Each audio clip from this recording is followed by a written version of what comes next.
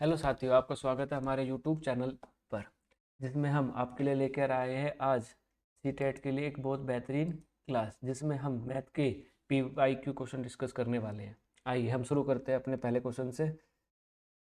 इसमें क्या है, 46 नंबर का क्वेश्चन है, आपके एग्जाम में आए हुए सभी क्वेश्चन है।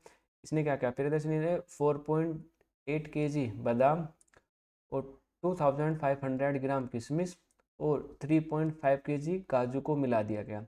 इस मिश्रण के बराबर 3 दर्जन पैकेट बनाए। यानी इन ने क्या किया, तीनों बादाम किशमिश काजू को एक साथ मिला दिया, उसके 3 दर्जन पैकेट। 3 दर्जन पैकेट का मतलब है 36 पैकेट उसने टोटल बनाए। प्रत्येक पैकेट का भार बताना है मेरे को कितना होगा। यानी टोटल जो 36 पैकेट है उसमें से एक पैकेट में कितना वेट है, कितना भार है, ये बताना है। हम जानते हैं कि 1 kg इक्वल टू कितना होता है, 1000 ग्राम। अब हमारा है 4.8 kg, यानी कितना हो गया, 4800 ग्राम। और इसने किशमिश को दिया था हमारा कितना, 2500 ग्राम। और जो इसने काजू कहा है कितना है, 3.5 kg काजू कितना हो जाएगा हमारा, 3500, यानी 3500 ग्राम। अब तीनों मिश्रण को आपस में मिला दिया तो टोटल मिश्रण कितना हो गया हमारा, 0, 0, 8, 6 और 3 9 और 1 10। यानी हमारा हो गया 10,800 ग्राम। यानी टोटल मिश्रण है हमारा इतना, कितना, 10,800 ग्राम। अब टोटल पैकेट कितने हैं हमारे, 36। यानी हमारा 10,800 ग्राम में 36 पैकेट बने। तो एक पैकेट में कितने बने, 36 3 जा 108। यानी कितना, एक पैकेट में वेट कितना हो गया, 300। यानी एक पैकेट में हमारा वेट कितना हो गया, 300। आई होप आपको समझ आया होगा। नेक्स्ट क्वेश्चन पे चलते हैं।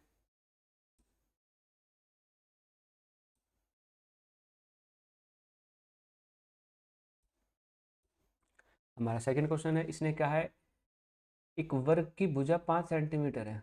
एक वर्ग है, एक स्क्वायर है जिसकी इसने साइड गिवन है हमें को कितनी है, 5 सेंटीमीटर। एक सेकेंड, इसकी साइड कितनी गिवन है हमें, 5 सेंटीमीटर। इसने कहा इस वर्ग की भुजा को 2 गुनी कर दिया जाए तो नया क्षेत्रफल कितना गुना हो जाएगा। हम जानते हैं द एरिया ऑफ स्क्वायर कितना होता है, एरिया ऑफ स्क्वायर होता है साइड मल्टीप्लाई साइड या a⁻²। अब इसने कहा एरिया इतना है हमारा फर्स्ट टाइम, यानी अगर हम a की वैल्यू रखने तो कितना आ जाएगा, 25। लेकिन इसने कहा है अगर साइड क्या कर दे डबल, यानी a जो है वो आपके बार कितना हो गया, 2a। यानी कितना आ जाएगा, 2 × 5 = 10। यानी हमारा एरिया कितना हो जाएगा, 2a का स्क्वायर कितना हो गया, 4a²। यानी कितना, 4 × 25 कितना आ गया, 100। तो कितना मल्टीप्लाई है, 4। हम यहाँ से भी देख सकते हैं कि a² है, फिर कितना है, 4a²। यानी कितना मल्टीप्लाई है, 4। तो कितना गुना हो जाएगा हमारा, 4²। यानी किसी भी स्क्वायर की अगर साइड को हम डबल कर दें तो उसका एरिया कितना गुना हो जाता है, 4। ये डिपेंड करता है उसकी पावर पर। हमें पता है पावर 2 है, अगर मल्टीप्लाई हमने पावर ट्वाइस की है तो कितना हो जाएगा, 4। अगर वो कहता है कि क्या उसकी साइड को कितना कर देगा, 3 कर देता, तो कितना हो जाता है, 9 टाइम्स हो जाता है। यानी कितना हो जाता है, 9 गुना। आई होप आपको समझ आ रहा होगा। नेक्स्ट क्वेश्चन पे चलते हैं।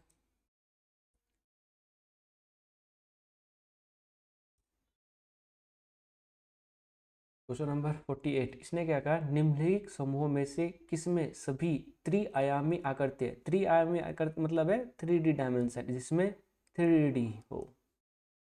अब इसका कैसे पता लगा, इसको हम यूनिट से पता लगा सकते हैं। कि मान लो किसी का अगर हम एरिया निकालते हैं, वॉल्यूम निकालते हैं, हम घन का वॉल्यूम निकाल सकते हैं, ठीक है, घनाभ का वॉल्यूम निकाल सकते हैं। हमने अर्धवृत्त का वॉल्यूम नहीं सुना, लेकिन हम शंकुओं का वॉल्यूम निकाल सकते हैं। यानी अर्धवृत्त क्या हो जाएगा, 2D हो जाएगा, यानी ऑप्शन गलत हो गया। यहाँ पे अर्धवृत्त हो गया, वृत्त हो गया, ये भी कैंसिल हो। त्रिभुज का एरिया होता है लेकिन वॉल्यूम नहीं होता। लेकिन यहाँ घन, घनाभ, गोला, बेलन तीनों का वॉल्यूम होता है। यानी ये क्या होगी, त्रिआयामी यानी 3 डायमेंशन शेप हो गया। अगले क्वेश्चन पे चलते हैं।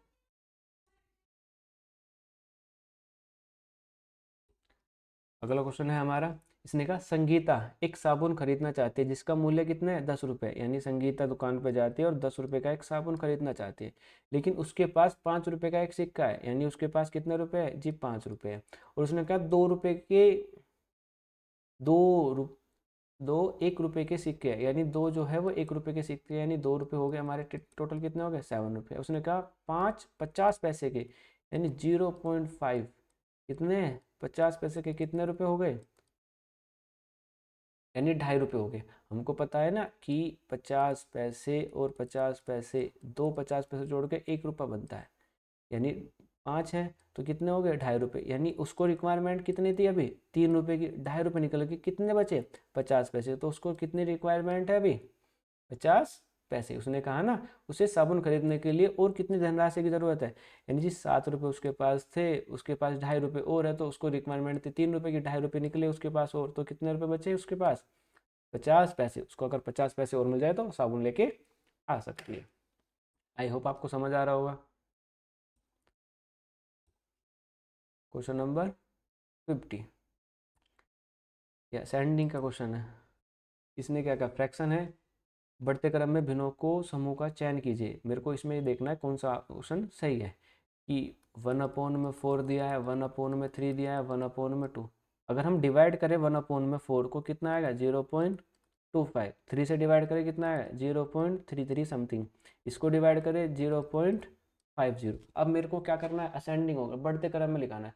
सबसे पहले क्या आएगा तो 0.25, फिर कौन सा आएगा 0.33, फिर कौन सा आएगा 0.50, यानी ये क्या 4 बढ़ते क्रम में सबसे छोटा नंबर हो गया, यानी इससे वाला बड़ा नंबर कौन सा होगा 1/3, इससे बड़ा कौन सा होगा 1/2। अब ऑप्शन मैच कर लेते हैं 1/3 1/, तो ऑप्शन क्या हो जाएगा फर्स्ट। आई होप आपको समझ आ रहा होगा।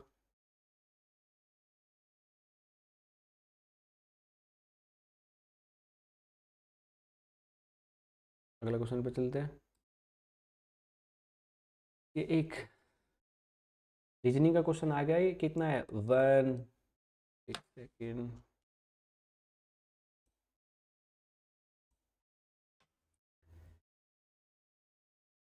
1 6 15 -45 66 और 91। अब मेरे को ये जो बीच में ब्लैंक नंबर, जो नंबर छोड़ा हुआ है, इसमें बताना है इस पैटर्न में कौन सी संख्या फिट आएगी। अगर हम देखें 1 और 5, कौन सा पैटर्न, कौन से रूल इसमें फॉलो कर रहा है, 1 और 5 में कितना डिफरेंस है 5 का, 6 और 9 में कितना डिफरेंस है 9 का, पर आगे वाला नंबर तो मिसिंग है।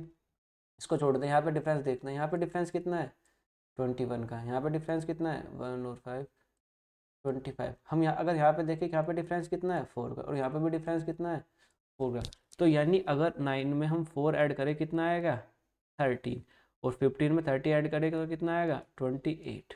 अब अगले वाले में कितना आना चाहिए, इसमें 4 ऐड करेंगे तो 17, अगर इनका डिफरेंस 17 आता है तो हमारा नंबर हो जाएगा। तो 28 और 17 कितना आएगा 45, यानी हमारा आंसर कितना हो गया 28, यानी इसमें डबल सीरीज वाला पैटर्न फॉलो हो रहा है। अगले क्वेश्चन पे चलते हैं।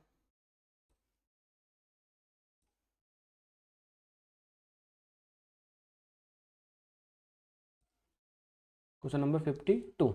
इसने क्या कहा, इसने कहा सबसे अधिक और सबसे कम पाए जाने वाले रक्त समूह का अनुपात ज्ञात कीजिए। यहाँ पर एक बार ब्लड ग्रुप दिया है, एक नंबर ऑफ स्टूडेंट यानी विद्यार्थियों की संख्या दी है। सबसे अधिक कौन सा है 9th, सबसे अधिक वाला कौन सा है ओ, यानी सबसे अधिक कितना है 12। रेशो पूछा है इसने अनुपात, सबसे कम कौन सा है 3, यानी ए बी। रेशो पूछा 3 × 1 = 3, 3 × 4 = 12, यानी 4:1। ये तो बहुत इजी क्वेश्चन था, पेपर में तुम्हारे एग्जाम में बहुत सारे क्वेश्चन ऐसे इजी मिलते हैं।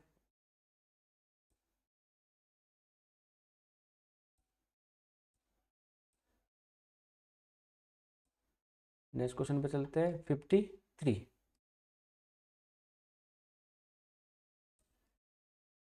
ये क्या है, ट्रू फॉल्स वाला क्वेश्चन है। इसने पूछा है कि निम्नलिखित में से कौन सा कथन सत्य नहीं है। इस क्वेश्चन का आंसर आप कमेंट बॉक्स में देंगे। इसने, वैसे मैं समझा देता हूँ थोड़ी सी चीज़ें। इसने कहा यदि एक पतंग के सम्मुख कोण बराबर है तो वह आयत बन जाएगा। इसने कहा अगर कोई पतंग है उसके सम्मुख कोण को अगर बराबर करे तो वो आयत बन सकता है। अगर आयत की सभी भुजाएं बराबर है तो वर्ग बन सकता है। हम जानते हैं कि आयत की अगर सारी भुजाएं बराबर हो जाए तो क्या हो जाता है, वो स्क्वायर बन जाता है, वर्ग बन जाता है। इसी प्रकार से समचतुर्भुज के सभी कोण बराबर हो तो वो वर्ग बन सकता है। यदि समांतर चतुर्भुज के सभी कोण बराबर हो तो वो आयत बन सकता है। इसका सही आंसर जो है आप कमेंट बॉक्स में देंगे। हम अपनी अगली क्लास में इस क्वेश्चन को फिर से डिस्कस करेंगे। अगले क्वेश्चन पर चलते हैं हम। अगला क्वेश्चन है हमारा 53।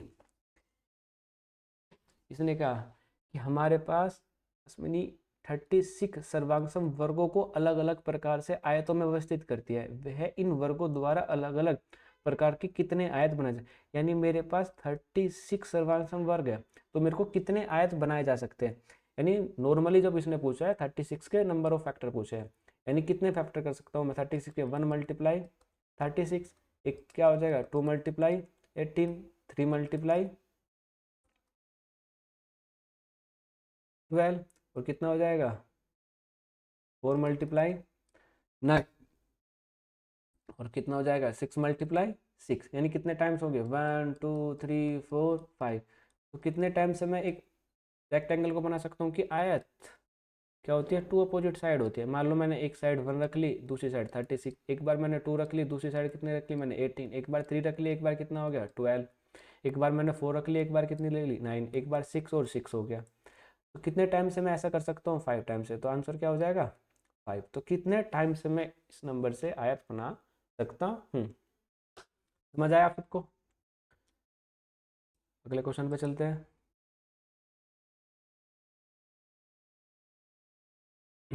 इसने कहा रूबीना ने कार से 16:50 बजे अपनी यात्रा शुरू की। उसी दिन वो 21:15 यानी 16:50 PM है ना, शाम का समय है। और उसने अपनी यात्रा शुरू करी और वो 21:15 में पहुंच जाती है। तो उसने यात्रा के दौरान टोटल समय कितना लगा। यानी अगर मैं पूरे 16 को मैं 17 मान लिया, ये 10 मिनट हमने छोड़ दी, 17 बजे चली और 21 में पहुंची, तो कितना डिफरेंस आया 4 घंटे का। और वो 10 मिनट ये 15 मिनट ये, तो कितना होगा टोटल 25 मिनट। तो यात्रा के दौरान उसने टोटल कितना समय लिया 4 घंटे 25 मिनट। इसको ओरली ऐसे भी कर सकते हैं।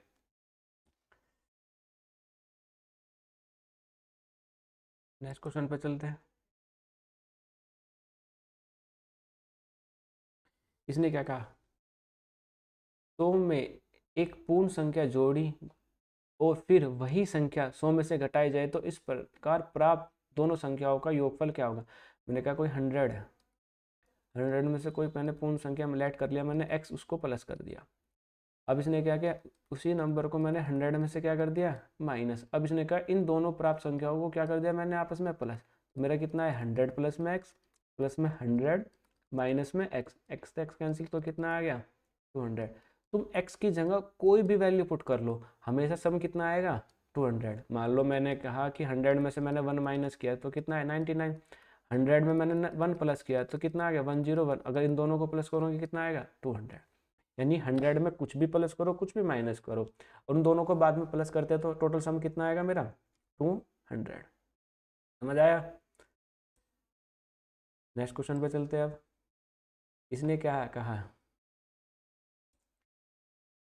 यानी 100 लाख यानी 100 लाख, 100 लाख में कितने रूप में जाना है। यानी 100 लाख को अगर हम लिखे कितनी जीरो आएगी,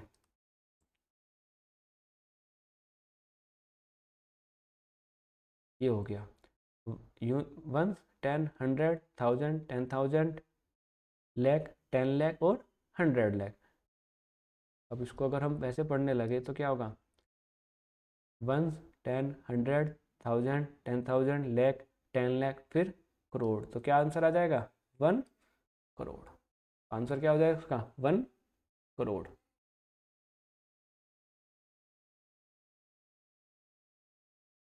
अगला क्वेश्चन फिर से असेंडिंग डिसेंडिंग का आ गया। इसने पूछा निम्नलिखित में से कौन सी व्यवस्था संख्याओं का अवरोही क्रम मतलब डिसेंडिंग ऑर्डर यानी सबसे बड़ा नंबर, फिर उससे छोटा नंबर, फिर उससे छोटा नंबर, फिर उससे छोटा नंबर, है ना। असेंडिंग ऑर्डर में सबसे बड़ा क्या आएगा, सबसे बड़ा नंबर आएगा। अब सबसे बड़ा नंबर ये 10 है, ये 1 है, ये 1 है, ये 1 है, ये 1 है, और ये 1 पॉइंट समथिंग। तो मुझे पता है सबसे पहले क्या आएगा, 10 पॉइंट समथिंग आएगा, यानी जिसमें 10 10 10 है, यानी ये ऑप्शन तो नहीं होने वाला। अब इसको छोड़ देते हैं 10 वाले को, इसमें देखा 1.50, ये जीरो, पहले 5 है, यहाँ पे जीरो है, यहाँ पे भी जीरो है, यहाँ पे भी, तो सबसे पहले कितना आएगा, इसके बाद कितना आएगा 1.5, यानी ऑप्शन 1.5। ये वाला भी नहीं ऑप्शन होने वाला। हम ए और 1 और 4 में चेक करते हैं। अब 0.5 अगर समझ लेते हैं, अगर 1.5 है, इसके बाद जीरो है, तो इसमें हम कितने भी जीरो ऐड कर सकते हैं।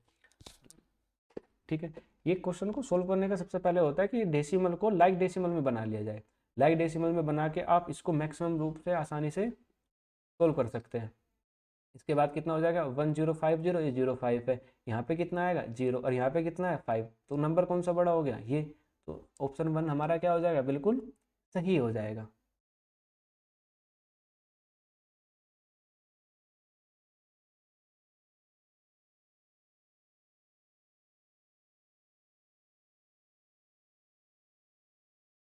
ठीक है, अब अगले क्वेश्चन पे चलते हैं हम।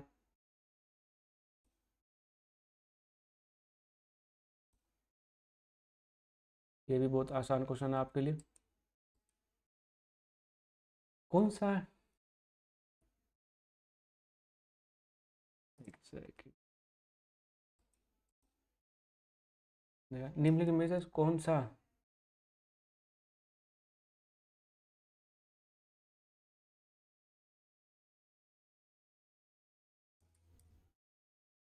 इनमें से कौन सा 3630 का एक गुणनखंड है? यानी मेरे को ये देखना है कि कौन सा नंबर इस नंबर को डिवाइड करता है और कौन सा नंबर इस नंबर को डिवाइड नहीं करता। अब 11 से चेक करते हैं ये नंबर डिवाइड होता है या नहीं। हमने चेक किया 3630 को अगर हम 11 से चेक करें तो 11 3 जा 33, 3 आया, 3 जा 11 3 जा 33, तो 11 तो डिवाइड करता है, 3 भी डिवाइड करता है और 5 भी डिवाइड करता है, तो 9 इस नंबर को डिवाइड नहीं करता। तो हमारा आंसर क्या हो जाएगा 9। किसने ये नंबर हमसे पूछा है कि कौन सा नंबर इस नंबर को डिवाइड नहीं करता, यानी इसका एक गुणनखंड नहीं है। गुणनखंड वही नंबर होता है जो उस नंबर को डिवाइड कर पाए, तो ऑप्शन क्या हो जाएगा सी, बिल्कुल सही हो जाएगा। क्वेश्चन नंबर 60, ये बहुत ही अच्छा क्वेश्चन है। आओ इसको समझते हैं। इसने क्या कहा है कि 5 माइनस में 5 प्लस 5, हमारे पास एक सीरीज दिया है इसने, 5 प्लस 5 माइनस के 5 प्लस में 5 माइनस के 5, ऐसे डाइडर दिया है। इसने कहा विषम संख्या पदों का योग है। विषम क्या होता है 1 3 5 7 ऐसे डैश डैश 9 के विषम संख्या पदों का योगफल ज्ञात कीजिए। विषम यानी तो मेरे को एक नंबर का योगफल बताओ, या 3 पदों का योगफल बताओ, या 7 का या 5 का। अगर मैं एक पद देखूँ तो मेरा योगफल कितना है 5। अगर मैंने 3 लिया तो मैंने पहले 3 ले लिया, तो मेरा कितना आया 5 माइनस के 5 प्लस में 5, तो ये तो कैंसिल हो गया, तो कितना आया 5, यानी मेरा पहले का भी 5 आ रहा है। अगर मैं 5 पद लूँ, पहले मैंने 5 पद ले लिए यहाँ तक, तो माइनस से ये वाला कैंसिल, ये वाला इससे वाला कैंसिल, माइनस प्लस कैंसिल, तो कितना बचा 5। अगर मैं विषम पदों का योगफल की बात कर रहा हूँ तो मेरे को पहले एक पद लेना है, फिर 3 पदों का योगफल देखना है, 5 पदों का योगफल देखना है, 7 पदों का योगफल देखना है। अगर मैं किसी भी विषम पदों का योगफल देख रहा हूँ तो मेरा हर बार सम कितना आ रहा है 5, तो विषम पदों का योगफल कितना आ जाएगा 5। इसमें ऐसे नहीं करना है कि मैं विषम पद पहले 1 5 5 5 तीनों को ऐड कर दिया 15 आ गया, ये ऑप्शन हो जाएगा गलत। विषम पदों की संख्या पूछी, यानी 1 पद 3 पद 5 पद 7 पद। अगर ये बाई चांस सम पदों पे पूछ ले, इवन नंबर पे पूछ ले हमसे, तो इवन वाला कितना हो जाएगा, इवन वाला देखते हैं।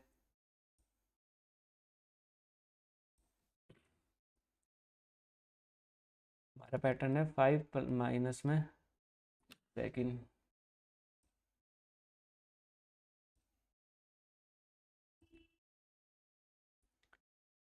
5 माइनस के 5 प्लस में 5 माइनस के 5 प्लस में 5 माइनस के 5।